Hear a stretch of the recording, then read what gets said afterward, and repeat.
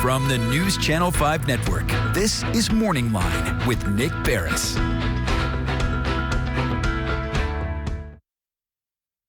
Good morning, everyone. Thanks for joining us on Morning Line. Nick Beres here with you on a Wednesday, or rather, did I say Wednesday? It's Tuesday.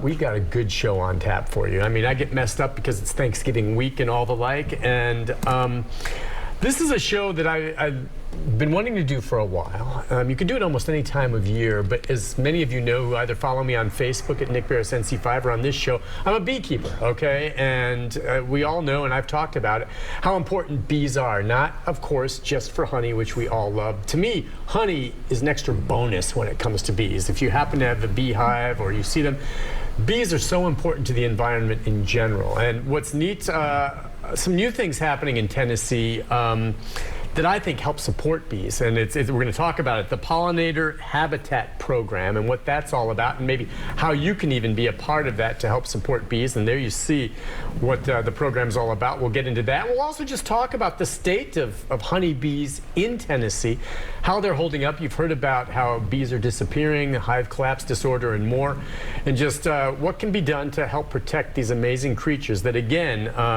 you know, are such an important part of our ecosystem. To talk about it this morning, two people that really know their stuff, and I've learned a lot from the guy right here next to me, who I didn't recognize when I first walked in, because usually he's in a bee suit or something, or he's running around out in the field and he's looking dapper in a suit. But this is Mike Studer, the state apiarist, who's basically in charge of bees and monitoring and I guess fostering, trying to take care of bees in the state, right? Yeah. We'll get into that with you. And I know you're very familiar with the Pollinator Habitat Program. Mike McClanahan's with Tennessee Department of Transportation. It's good to have you on, Mike. Yeah, good morning. Good morning. Appreciate it. You guys kind of collaborating on this project, which is a good one.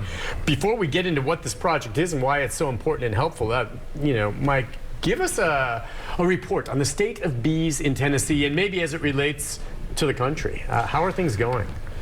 Well, bees, they're starting to come back. Okay. We've come back. When I took this job in 2007, we had about 8,000 colonies in the state of Tennessee that were managed. We'd lost all the wild population, lost most of the managed population of bees. We're back up to about 50,000 colonies right now, so we're at about 12% of what we really need, but we're at about 50% of what we had. Is that 1987 individuals, or what about wild colonies? The wild colonies don't last long. They die just out. Don't. I mean, you see them sometimes though, where they're in a crook of a tree or something like that. Those, do they die off? Do they move on? What happens to those? They die off. I get calls every year from people that, you know, they want to know, well, hey, I've got bees that have been in this tree for years. They've been in this wall, this old house for years. And what I'll do is I'll go out in the winter and look, and they'll be there. I'll go out in like warm days in February and they'll be there. You go back in March and it's warm and they're gone. They're dead. The viruses have got them and killed them. And we'll get more into that as the program goes on, and we'll take phone calls as well if you have questions. What is, okay, you say it's bouncing back a bit. We've heard about disorders. You know, there's a lot of theories as to what's killing bees, viruses. What is the biggest culprit right now? The biggest culprit is viruses spread by varroa mites. Okay, which varroa mites. is a mite that came in from the Asian honeybee, Apis cerana. It's native on that one in Asia, and it's moved over to the European honeybee. And it's a problem because it's vectoring all these viruses, and they're thinking that possibly the small hive beetle might be vectoring some of the viruses. You know, and the small hive beetles came over from South Africa back in 98. 98? Yeah. So, and these are things then that can be, you know, I guess, prevented for the individual beekeepers like me. You know, there's ways you can treat for varroa mites. Yeah. There's hive beetle traps that you can catch. And so the individual beekeeper is the one that's bringing back the bee population in the state. Yeah, it is really the individual beekeepers are taking the brunt of the hit on bringing bees back, because they're trying to keep their bee colonies up. They're trying to keep pollination for the state.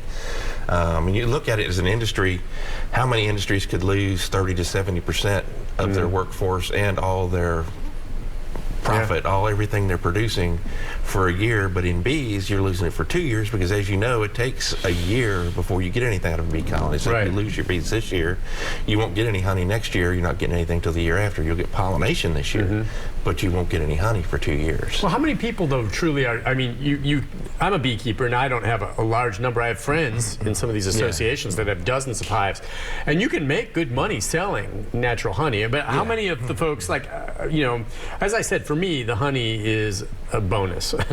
I like having it. How many people really are, raising bees, for an economic impact, and, or how many are doing it like me? Well, we've got approximately 9,000 registered beekeepers in the state of Tennessee, which it's law that everybody register if you've got bees, and that's for disease problems. So if we have a disease issue, we can come out and find everybody and look at their hives and say, okay, you're clean, you're good, so we don't want things spreading. But as far as commercial beekeepers, maybe 200 or 300. 200 or 300. Do you remember a few years back when there was also these big tractor trailers that haul honeybee hives to crops to pollinate them, and they move around and stuff? And then remember there was one that wrecked. I remember doing the story out there in Mount Juliet. That was what, maybe 10 years ago or 15 years ago.